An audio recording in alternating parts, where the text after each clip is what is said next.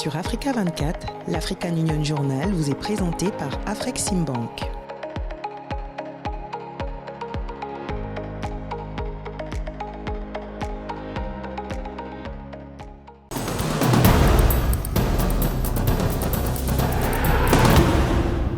Bienvenue à tous. Dans cette édition de l'African Union Journal, nous reviendrons sur le déroulement et le dénouement des processus électoraux en Afrique. À cet effet, nous reviendrons sur la crise post-électorale au Mozambique et les défaillances des systèmes électoraux en Afrique. Analyse et reportage à suivre dans un instant.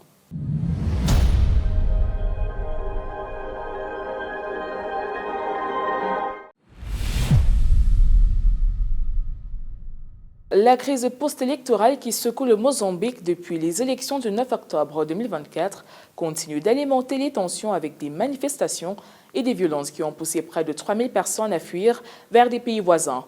Le recomptage des voix a renforcé les doutes sur la légitimité des résultats, exacerbant le mécontentement. En décembre 2024, une évasion des prisonniers à Maputo a aggravé la situation, provoquant des destructions économiques et des perturbations. Faites Magnon.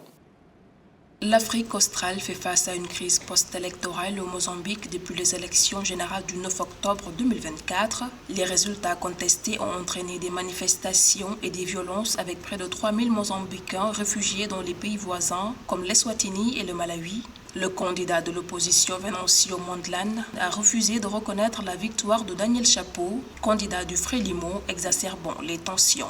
Le recomptage des voix et l'annonce de la Cour constitutionnelle n'ont pas apporté de clarté car les résultats ont varié. Le fait que Daniel Chapo soit passé de 71% à 65% a ravivé les doutes et alimenté le mécontentement. Cette variation a en effet suscité des suspicions et renforcé l'idée que l'élection avait été manipulée, ce qui a irrité de nombreuses personnes qui ont eu l'impression d'un processus électoral truqué. La situation s'est aggravée en décembre 2024 avec une évasion massive de plus de 1500 prisonniers dans une prison à Maputo, la capitale mozambicaine, lors d'une émeute mercredi 25 décembre 2024. Cette crise a également engendré des conséquences économiques notables, entraînant des perturbations majeures des activités commerciales et des dommages considérables aux infrastructures essentielles. L'Afrique du Sud exprime sa vive inquiétude face à l'escalade des violences post-électorales et déplore les pertes en vies humaines ainsi que la destruction de biens. Nous réitérons une fois de plus l'appel lancé par plusieurs dirigeants et par le Mozambique aux forces de l'ordre pour qu'elles enquêtent sérieusement sur ces incidents et qu'elles traduisent les auteurs en justice. La communauté de développement de l'Afrique australe, SADC, appelle au calme et insiste sur l'importance de maintenir l'ordre et de protéger les droits des citoyens pendant cette période de tension. Nous appelons tous les acteurs impliqués dans le processus électoral à respecter scrupuleusement les procédures légales et à assurer la sécurité des citoyens ainsi que la stabilité du pays. Les populations ont droit à la paix et méritent la sécurité. En réponse à cette crise, la SADC a déployé le 15 décembre 2024 une mission pour stabiliser les zones touchées par le conflit. Cette mission a permis de créer un environnement propice aux initiatives politiques et diplomatiques, mais la stabilité à long terme du Mozambique et de la sous-région de l'Afrique australe dépendra de la capacité des acteurs locaux et internationaux à promouvoir le dialogue et la réconciliation.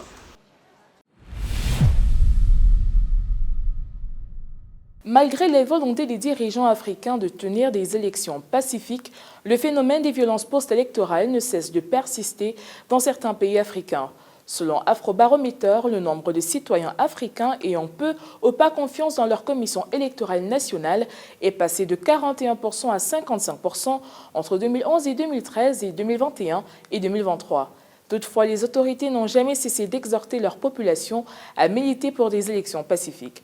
Plus de précisions avec Marie-Raphaël Antolo.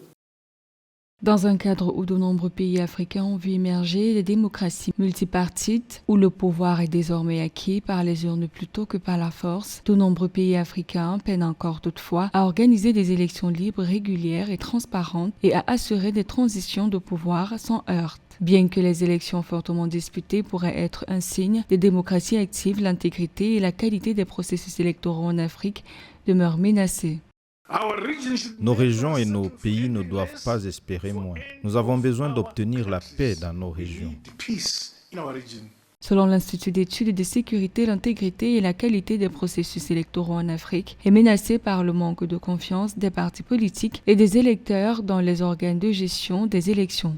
Selon Afrobarometa, le nombre de citoyens africains ayant peu ou pas confiance en leur commission électorale nationale est passé de 41% à 55% entre 2011 et 2013 et 2021 et 2023. Toutefois, les autorités africaines n'ont jamais cessé d'exhorter les populations à militer pour des élections pacifiques. Nous devons faire de la place et donner l'opportunité aux nouvelles élites élues. Nous devons les respecter et les soutenir afin qu'elles puissent réussir parce qu'il s'agit tout d'abord du succès du Botswana. C'est cela le plus important. Dans certains pays africains comme le Mozambique, la Mauritanie ou encore le Botswana par exemple, les violences se sont propagées à travers le pays, paralysant les villes et perturbant la vie quotidienne. Selon les chiffres officiels, les violences post-électorales au Mozambique ont d'ailleurs occasionné la mort d'environ 252 personnes. Cette violence par laquelle le pouvoir a traité ces manifestations pacifiques dénote que c'est un pouvoir qui n'est pas élu, que c'est un pouvoir dictatorial imposé par la fraude et la force brute contre la volonté des populations. Selon les observateurs, les scrutins en Afrique manquent souvent de transparence. Les organes de gestion des élections, selon eux, peinent à trouver un consensus au-delà des lignes politiques sur des questions cruciales telles que les calendriers, les restrictions de campagne et le financement des partis, ce qui nourrit la suspicion. Cette situation est aggravée par le contrôle de ces processus par les candidats sortants.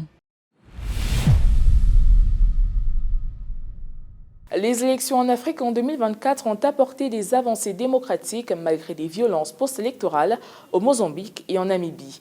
Des alternances politiques importantes ont eu lieu dans certains pays. Cependant, des tensions, fraudes et répressions ont marqué d'autres pays et des élections ont été reportées également. Selon l'avis d'un bon nombre d'observateurs, ces scrutins ont renforcé la démocratie sur le continent. Analyse de Philomène Tiné. Les élections en Afrique en 2024 ont apporté un renouveau démocratique malgré des violences post-électorales au Mozambique et en Namibie. Des alternances politiques importantes ont eu lieu avec Bassirou Diomaye Faye, élu président du Sénégal, devenant le plus jeune chef d'État du continent, et John Dramani Mahama, revenant à la présidence au Ghana après 8 ans. Au Botswana, Duma Boko a mis fin à l'hégémonie du Botswana Democratic Party. Mesdames et messieurs, nous acceptons cette défaite comme tout démocrate le ferait. Mais nous n'allons pas abandonner notre lutte pour la transformation du Ghana et pour l'élargissement des opportunités à toutes les sections de notre société. Nous ne serons pas une opposition perturbatrice. Les élections en Afrique en 2024 ont globalement été positives avec des avancées démocratiques dans plusieurs pays. En revanche, certains pays africains ont vu le maintien des gouvernements en place, notamment en Mauritanie et au Tchad. Je suis profondément honoré et ému d'avoir l'opportunité de participer à ce projet et de recevoir un accueil aussi chaleureux de la part du peuple ghanéen. Cela témoigne du faible niveau de tolérance du peuple ghanéen envers les mauvaises gouvernances, en particulier celles qui ont marqué ces 8 dernières années, et de leur volonté de prendre des mesures décisives en période de crise. L'année 2024 a également révélé des tensions avec des accusations de fraude et des répressions violentes au Mozambique et en Namibie. Par ailleurs, des élections ont été reportées au Soudan du Sud, au Mali et au Burkina Faso en raison des conflits en cours, offrant ainsi au gouvernement en place l'opportunité de consolider leur pouvoir.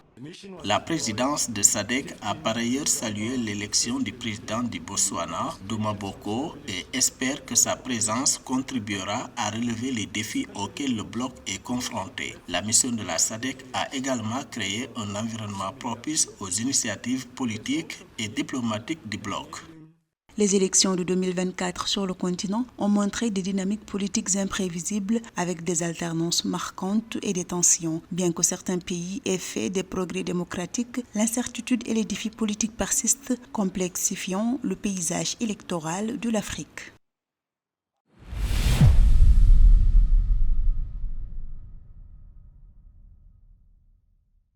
L'actu des régions signée cette semaine par Paul-Marcel Mayagui, c'est d'abord l'adoption par l'Union africaine d'une stratégie de développement agricole pour la prochaine décennie.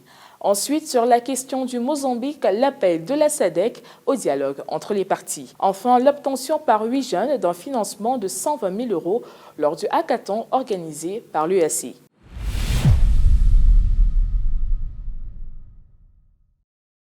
Les ministres de l'Agriculture des 55 États membres de l'Union africaine ont adopté le 11 janvier 2025 la déclaration de Kampala et une nouvelle stratégie pour la mise en œuvre du programme détaillé pour le développement de l'agriculture africaine et le développement agricole et les systèmes alimentaires sur le continent. Les pays africains se sont ainsi engagés à intensifier la production alimentaire durable en augmentant la production agroalimentaire de 45% d'ici 2035 et en réduisant les pertes après récolte de 50%. Ils ont également convenu de stimuler l'investissement et le financement dans le secteur agricole avec pour objectif de lever 100 milliards de dollars d'investissement public et privé d'ici 2035. Et pour atteindre ces objectifs, les ministres en charge de l'agriculture dans les États africains appellent à un engagement collectif des gouvernements, des parlements, des producteurs alimentaires, du secteur privé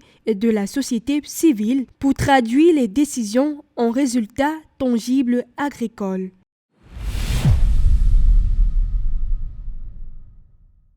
La communauté de développement de l'Afrique australe a tenu un sommet extraordinaire virtuel des chefs d'État et de gouvernement de la Troïka de l'organe le 5 janvier 2025 afin de discuter de la situation politique et sécuritaire post-électorale en République du Mozambique. La présidente de la République unie de Tanzanie, en sa qualité de présidente de l'organe de la SADC chargée de la coopération en matière de politique, de défense et de sécurité, a noté avec préoccupation la détérioration de la situation politique et sécuritaire post-électorale dans ce pays, y compris l'impact socio-économique et les effets négatifs sur les chaînes d'approvisionnement des produits de base. Pour apaiser les tensions dans le pays, le groupe des sages de la SADC a été mandaté pour dialoguer avec le gouvernement mozambicain et les principaux dirigeants de l'opposition sur l'environnement post-électoral. Un ensemble de mesures a également été pris pour protéger les routes commerciales régionales, les couloirs humanitaires et les approvisionnements énergétiques tout en trouvant des solutions aux défis politiques et sécuritaires auxquels le pays est confronté. 8 jeunes et femmes innovateurs de toute l'Afrique de l'Est ont obtenu un total de 120 000 € pour développer leurs solutions visant à relever les défis économiques de la région. Les prix ont été remis lors du hackathon régional de la communauté de l'Afrique de l'Est qui s'est tenu à Nairobi au Kenya dans le cadre du 7e forum annuel du secrétaire général. Le hackathon a attiré plus de 1000 solutions innovantes ciblant particulièrement des secteurs tels que le tourisme, l'agroalimentaire, la protection de l'environnement, le commerce, la numérisation et les services financiers. Les projets présentés par les innovateurs abordent des questions cruciales liées à l'intégration économique régionale. Chacun des 8 projets gagnants, dont 4 dirigés par des femmes, a reçu 15 000 € pour contribuer à accélérer leur impact. Depuis l'indépendance de ses anciennes colonies dans les années 1960, la France a maintenu une présence militaire en Afrique. Cette présence largement critiquée a été réduite après les retraits imposés par le Mali, le Burkina Faso et le Niger, et tout récemment par le Sénégal, le Tchad et la Côte d'Ivoire. Les leaders africains considèrent la présence militaire française comme une ingérence dans les affaires internes des pays africains. Un élément signé Samantha Sabero. Fin d'une ère militaire française en Afrique. Après leur retrait imposé par le Mali, le Burkina Faso et le Niger, les effectifs militaires français en Afrique ont de nouveau été réduits avec leur départ du Sénégal, du Tchad et tout récemment de la Côte d'Ivoire. Le retrait progressif des bases militaires françaises en Afrique marque un tournant significatif dans les relations franco-africaines. C'est dans ce cadre que nous avons décidé du retrait concerté et organisé des forces françaises en Côte d'Ivoire.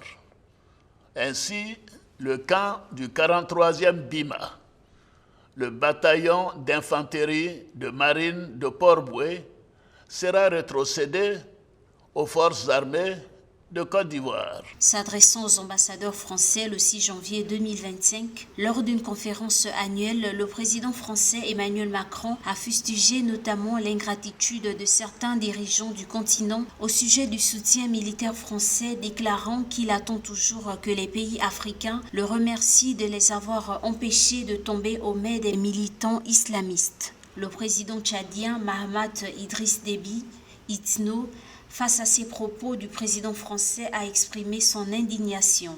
Je voudrais exprimer mon indignation vis-à-vis des propos tenus récemment par le président Macron qui frise le mépris envers l'Afrique et les Africains. Je crois qu'il se trompe d'époque.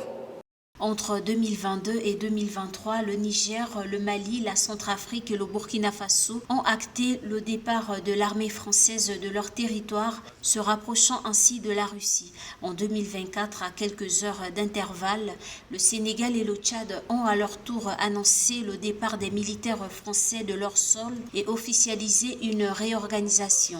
En Côte d'Ivoire, les autorités ont également annoncé pour janvier 2025 la rétrocession au pays de la base militaire française de Port-Boué.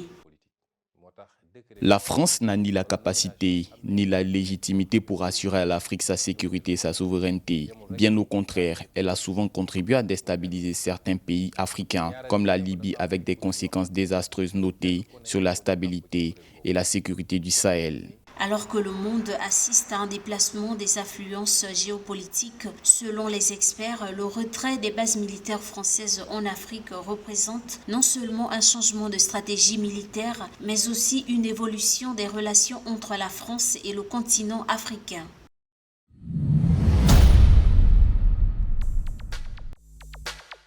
La 7e édition des rencontres du marché des titres publics se tiendra à Abidjan en Côte d'Ivoire du 21 au 22 février 2025. L'événement aura pour thème « Mobilisation de l'épargne intérieure, quelle exigence pour soutenir le développement du marché financier en zone UMOA ».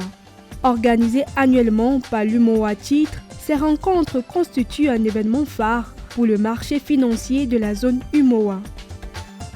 La 3e conférence foncière arabe se tiendra à Rabat du 18 au 20 février 2025 sous le thème « Solutions foncières pour les investissements, la résilience et l'innovation ».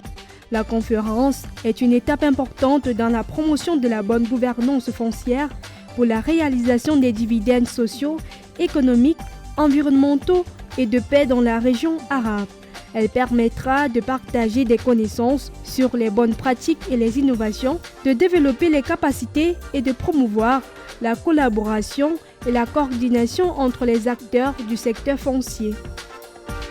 Selon le ministère éthiopien des Affaires étrangères, cité par l'agence de presse officielle ENA et le groupe audiovisuel public Fana, l'Éthiopie s'apprête à accueillir du 15 au 16 février 2025 la 38e session ordinaire de l'Assemblée de l'Union africaine.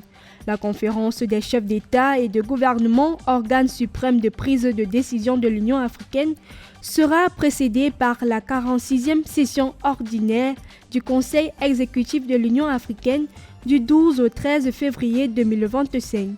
Le sommet de l'Union africaine en février 2025 permettra l'élection d'un nouveau président de la commission de l'institution panafricaine, d'une nouvelle vice-présidente ainsi que de nouveaux commissaires de la commission. Omar Sniber, diplomate marocain et président du Conseil des droits de l'homme des Nations Unies en 2024, incarne l'engagement du Maroc pour la justice et l'égalité. Représentant permanent du Maroc à l'ONU à Genève depuis 2018, il a défendu des solutions inclusives aux défis mondiaux. Philippe Akwa dresse pour nous son portrait.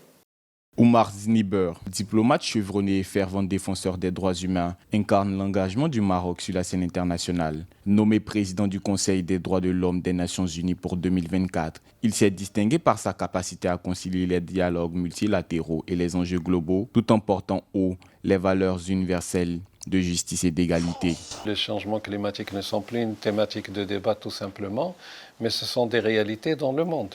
Il n'y a qu'à voir ce que cela engendre comme défi énorme en matière de mobilité humaine, en matière d'affectation des ressources de vie dans beaucoup de régions du monde, et aussi, bien sûr, et en particulier, atteinte à la biodiversité et d'inquiétude au niveau mondial. Son parcours diplomatique, marqué par des décennies de service, a renforcé son expertise dans des dossiers complexes tels que les droits des minorités et les questions migratoires. Représentant permanent du Maroc auprès de l'ONU à Genève, il a plaidé pour des solutions inclusives et durables face aux défis des droits humains dans un monde en constante évolution. Le Conseil des droits de l'homme doit avoir une approche équilibrée. Il doit certes traiter des droits civils et politiques des gens, mais aussi en même temps des droits économiques, sociaux et culturels. Et c'est exactement les aspects que je viens de souligner. À la tête du Conseil des droits de l'homme, Oumar Zniber s'est engagé à renforcer la coopération internationale pour faire face aux crises humanitaires et aux inégalités systémiques. Il a mis un accent particulier sur l'Afrique, estimant que la promotion des droits de l'homme est essentielle au développement durable et à la stabilité du continent. Les pays africains, dans leur globalité, sont préoccupés parce que le groupe africain est très actif sur ces sujets. Le mieux serait que, justement, tout un chacun soit complètement conscient qu'il faut respecter les droits de l'homme, indépendamment des sujets géopolitiques, indépendamment des confrontations qui se produisent au Sahel. Voilà. Donc, et encore une fois, la question de la promotion des droits de l'homme dans le Sahel comme ailleurs doit être équilibrée et doit se focaliser sur les droits économiques, sociaux et culturels. Son leadership a inspiré un large public et a été salué dans plusieurs forums internationaux. Oumar Zniber, diplomate marocain, a présidé le Conseil des droits de l'homme des Nations Unies en 2024. Ce dernier, créé en 2006 et basé à Genève, regroupe 47 États membres. Il est chargé de promouvoir et protéger les droits humains à travers des recommandations et des examens universels. Un documentaire réalisé en 2024 par Youssef El Khalfi retrace le parcours de Zniber, mettant en lumière son combat pour la dignité humaine et la justice sociale.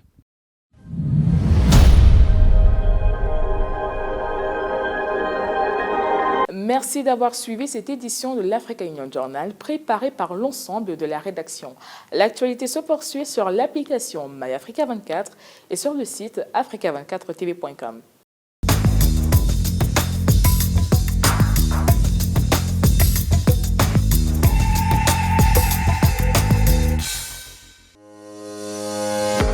Sur Africa 24, l'African Union Journal vous est présenté par Afreximbank.